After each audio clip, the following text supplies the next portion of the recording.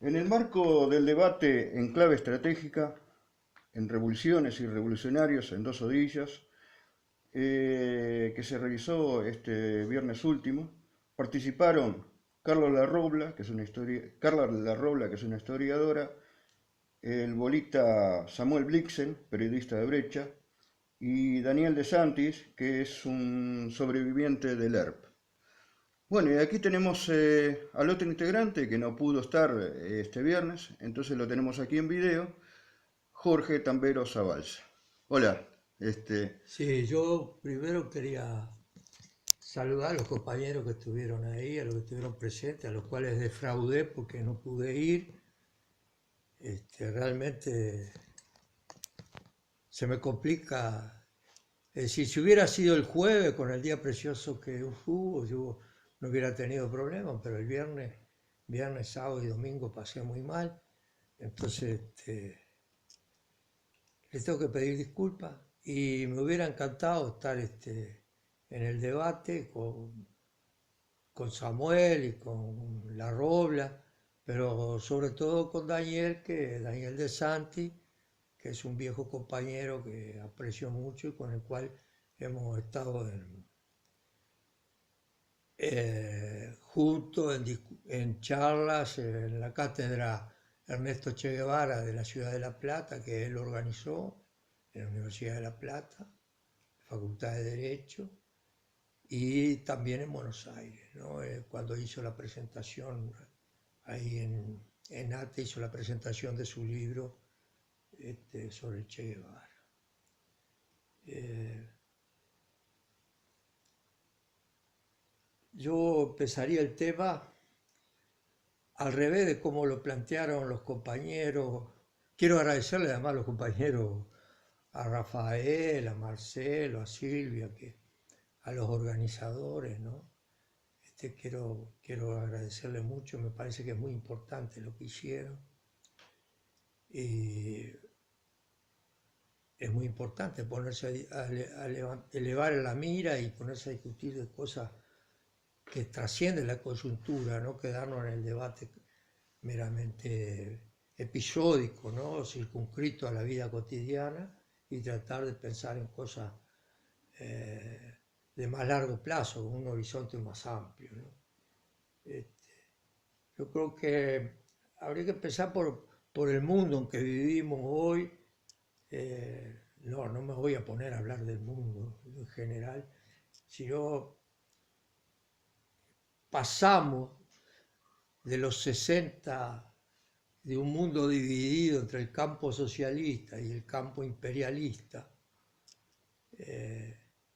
a un mundo que está globalizado, que tiene un polo único de poder y un proyecto político. Lo que se globalizó acá es el proyecto político del capitalismo. Es decir, el fin de la Guerra Fría nos deja en un mundo muy diferente, donde hay un proyecto que es el que se lleva adelante, que está centralizando el poder económico y político. Por ejemplo, ahora, ¿qué es esta unificación de la Monsanto y de la Bayer? ¿Cómo repercute? Repercute que esa empresa única que ahora existe manda en el mundo entero. Es decir, todo lo que tiene que ver con semillas, agrotóxico y después la aspirina que te dan para que te alivie un poco el dolor de cabeza que te produce los agrotóxicos, todo viene por el mismo canal y esa empresa toma decisiones mucho más importantes o mucho más trascendentales que las Naciones Unidas o que cualquier presidente de gobierno. Tabaré puede ir a las Naciones Unidas y hablar sobre el problema del tabaquismo y aburrir a todo el mundo hablando de eso, porque cuando mostraron un paneo ahí no había nadie, hablaba solo. Este, pero la empresa esta, que no la elige nadie, que no la vota nadie, que no decide muchísimas cosas. Entre tanto, decide la economía del Uruguay. El, el proyecto productivo del Uruguay está decidido por esta compañía que es la Monsanto. Como estuvo decidido en algún momento el destino del mundo por la Monsanto, apoyada ya en aquella época por una filial de la Bayer, cuando proporcionaban el napalm para asesinar y en Vietnam y crear además cuestiones, enfermedades que hasta hoy en día se mantienen. ¿Cuál es el proyecto político este? ¿Cuál es la esencia del proyecto político este? Es reducir la masa salarial y para eso quitarle poder a los trabajadores. Es decir, el capital se apropia del mundo, los trabajadores pierden lugar. Es decir, hay una exclusión. La clase dominante se apropia del bolsillo de los trabajadores en todo el mundo.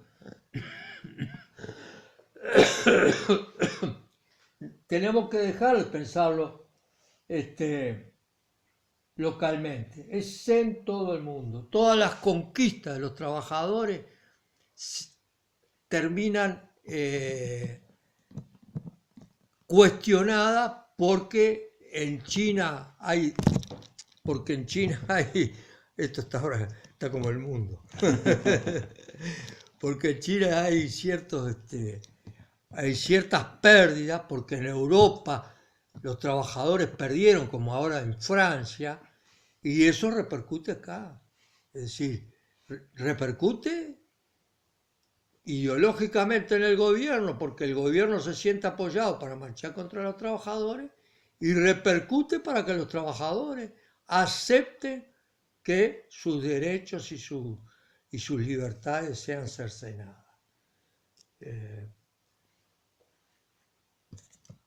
Indirectamente, esta globalización del proyecto político del capitalismo replantea la cuestión del poder. ¿Por qué? Porque, bueno, ellos hacen lo que quieren, los ricos no piden permiso, como está en la telenovela del Canal 12, porque tienen el poder para hacerlo. Es decir, y porque nosotros no hemos sabido organizar el contrapoder. Porque estos gobiernos progresistas, en definitiva, lo que han hecho es crear una capa, con los más pobres, una capa de consumidores, cuando no hay una ausencia total de organizaciones territoriales que tengan capacidad de lucha, que puedan contraponerse a esta ofensiva de la derecha, y hay una ausencia total de luchadores a nivel sindical. Es decir, con formación revolucionaria. Es decir, yo creo que hay muchísimos compañeros muy bien intencionados cuya formación a nivel sindical, cuya formación a nivel territorial pasa por lo social en el sentido de la mejora de la situación. Pasa por mantenerse inscrito en el capitalismo y mejorar la situación. Tienen un espíritu o una mentalidad de educadores sociales, de asistentes sociales o de psicólogos sociales, que es la gran diferencia con los años 60, en los cuales los dirigentes sindicales, los dirigentes territoriales, tenían una mentalidad de cambiar el mundo, no de mantenerse en el marco del capitalismo, sino de cambiarlo. Y no estoy hablando de los que tomamos las armas en los años 60, sino estoy hablando del Partido Comunista. Un comunista se consideraba revolucionario. No iba a luchar por la mejora del salario y las mejores de las condiciones de trabajo, sino que utilizaba eso como un trampolín para plantear la revolución. Yo creo que lo que hoy en día nos falta son militantes con capacidad o con formación para la revolución. Así como el capitalismo ha logrado globalizar y tiene sus cuadros políticos, las filas del pueblo han perdido esa visión, esa perspectiva, y no está en debate el tema del poder. Por eso me parece muy importante esta charla que organizaron el viernes en Avión los compañeros. Nosotros queremos mirar el mundo desde abajo, desde los vencidos, los que fuimos vencidos por los golpes de Estado de los años 70. No mirar el mundo con la perspectiva de cómo vamos a ocupar un espacio en ese proyecto global del capitalismo. Mirar el mundo con una mirada de que fuimos vencidos, pero que queremos nuevamente cambiarlo. No hemos cejado en nuestra voluntad de cambiar el mundo.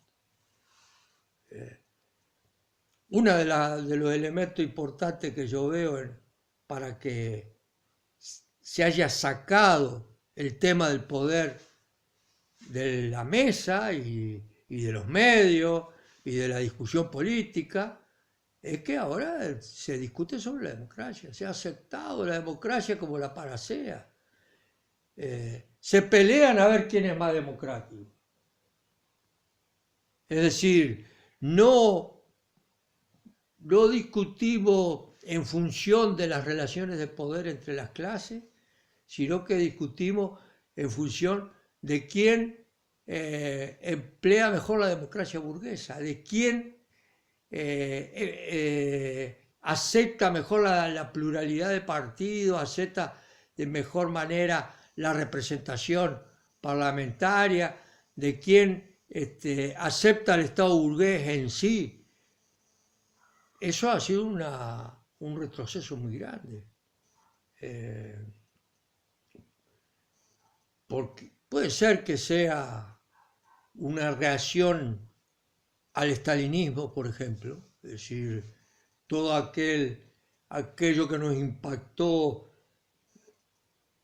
Algunos nunca tuvimos ningún tipo de vinculación con el partido estalinista, ni ideológica, ni política. No nos sentimos parte de la revolución, parte de la URSS más bien, y del PECUS, sí, de la revolución rusa, por supuesto. Pero no tenemos que dejar de ver que en aquella época no estaba en discusión la cuestión de la democracia. En aquella época se sabía que la democracia burguesa era una formalidad para ocultar la explotación y para ocultar la opresión. Algo que ha desaparecido del debate hoy en día. Hoy en día hacemos fe y nos vanagloriamos de qué lindo que somos, qué demócrata. Es poco democrático decir algunas cosas, es poco democrático hacer un paro de la enseñanza, porque se antepone los intereses de los trabajadores, o los intereses que se llaman corporativos ahora, de los trabajadores, los intereses de toda la sociedad.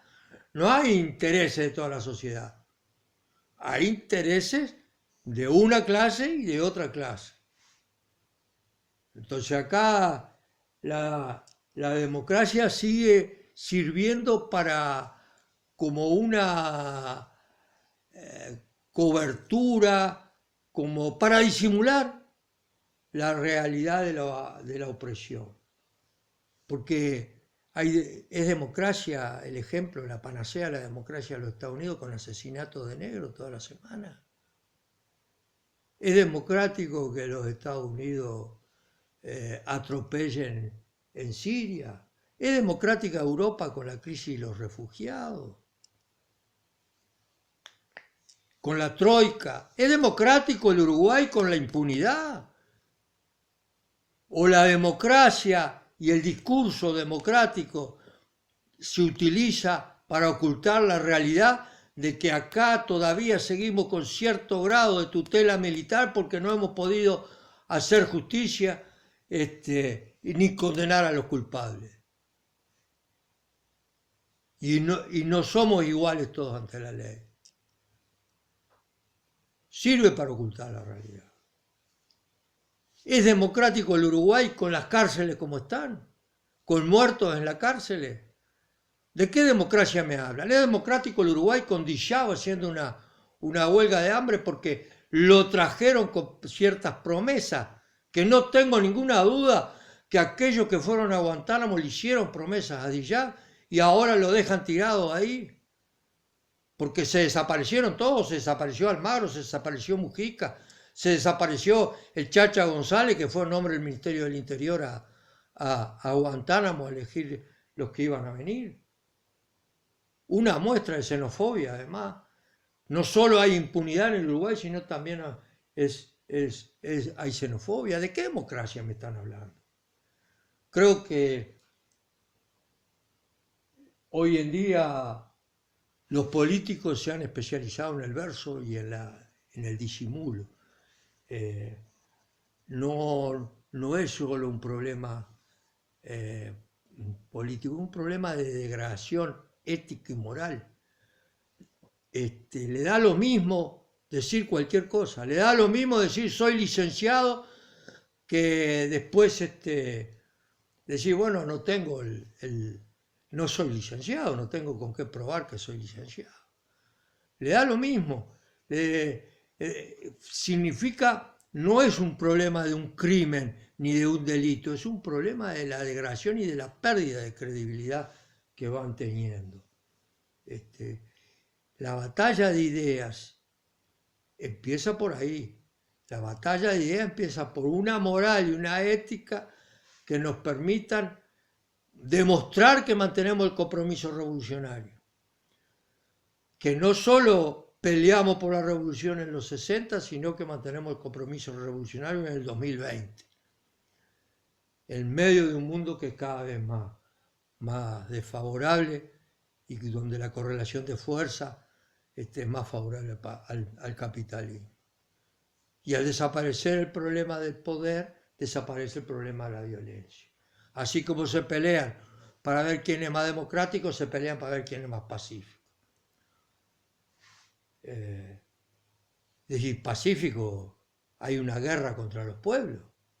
Hay una guerra contra los pueblos que ha sido declarada por las grandes corporaciones, por el 1% de la población, contra el resto de la población del mundo, contra el 99%.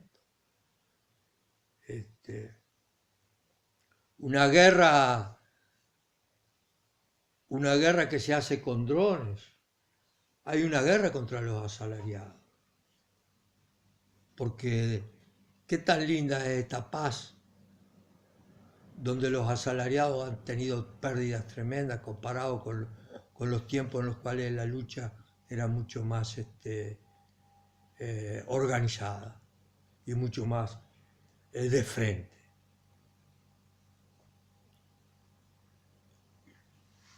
Y esa pérdida de perspectiva nos permite que seamos completamente insolidarios los uruguayos cuando se decreta la guerra contra el pobrerío, cuando se invade con la policía de los barrios, cuando un gobierno que se dice progresista invade con la policía los barrios y por cada delincuente que atrapa hay 100 casos de injusticia y de abuso policial. Por cada delincuente que atrapa hay 100 casos donde se golpeó a un inocente, donde se destrató a alguien que no tenía nada que ver y que volvía de su trabajo, donde se atacó a los muchachos que están tomando, ya no se toma vino en las esquinas, que están tranquilos en la esquina conversando. No se toma vino porque le rompieron con todo. Se cansaron de romperle los tetras de vino. La violencia sigue existiendo Lo único que está mucho más disimulado, más oculta por ese discurso de ensalzar la democracia burguesa, de ponerla como la panacea y de ocultar la violencia real que existe. Entonces, ahora sí vámonos al pasado a buscar soluciones, porque esta situación no difiere demasiado de las condiciones en las cuales una cantidad de militantes sindicales comenzaron la lucha en los años 55 al 60, ¿no? La acción directa, la época en que UTAA hizo el campamento de Itacumbú y tomó la fábrica Caínza para cobrarse directamente los haberes adeudados. La época de Funza, cuando se tomó la fábrica y se puso bajo control obrero y se siguió produciendo. En esa época la metodología de la acción directa se fue imponiendo de tal forma que hubo un momento en el cual se bajó la llave de la Central Valle y con eso se dejó sin luz a todo el Uruguay.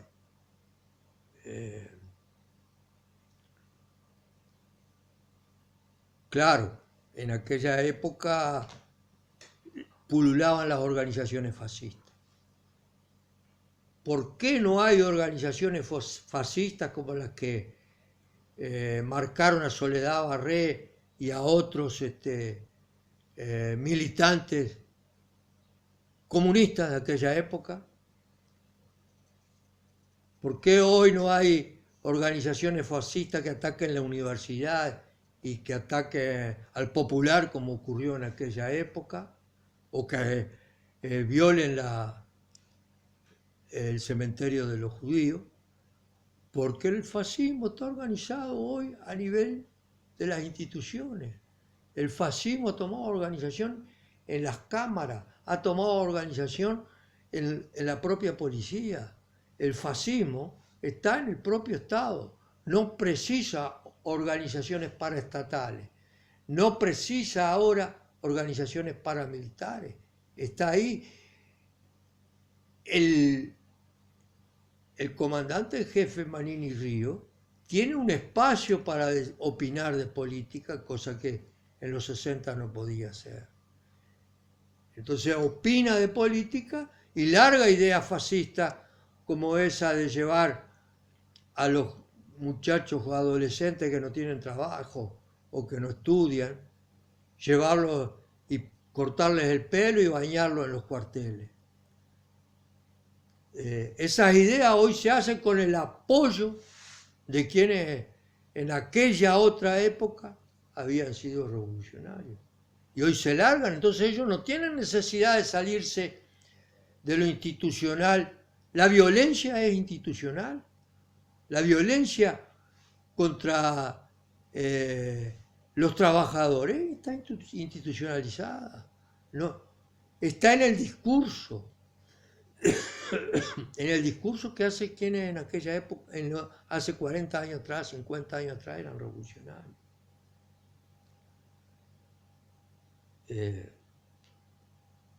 Yo creo que ahí paso a contestar la pregunta. Yo creo que la pregunta que nos hacen los compañeros que convocaron a la charla, yo creo que nosotros hicimos lo que teníamos que hacer. Que en el año 58 se dio la batalla de ideas, la batalla de ideas la dieron Sendik principalmente desde el periódico El Sol, la dieron los compañeros desde la Federación Anarquista del Uruguay. Se dio la batalla de ideas. Y cuestionando la democracia en primer lugar. Cuestionando la democracia. Y en el año 63 Sendik escribió un artículo en el diario El Sol, que era el periódico del Partido Socialista, que tenía a Frugoni a la cabeza en aquella época, planteándose cuál era la mejor manera de defender el derecho de los trabajadores, si apelando a la Constitución o comprándose un 38. Y estamos hablando del año 63. Pienso que nosotros estamos pasando por un periodo donde la batalla de ideas tiene que ser dada. Que la batalla de ideas precede. No tenemos que ver con desengaño, con desencanto, que discutimos y que decimos las cosas y que no tienen eco de masa. En la discusión se van estructurando la gente, se va organizando la gente en torno a determinadas ideas y se van definiendo los campos. Cuando surgió el movimiento de autodefensa y el coordinador en los años 60, 61, 62, 63, surge por una necesidad de defenderse en primer lugar de la violencia institucional y de la violencia de las organizaciones fascistas, y surge también porque las ideas habían sido muy debatidas.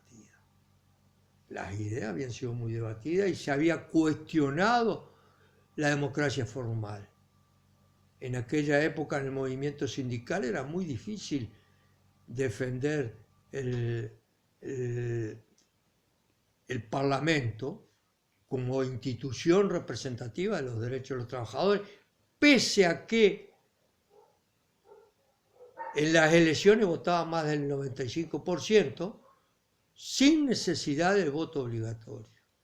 Mientras que el sistema electoral tenía un gran consentimiento, en la conciencia y en las ideas existía un quiebre con el sistema electoral.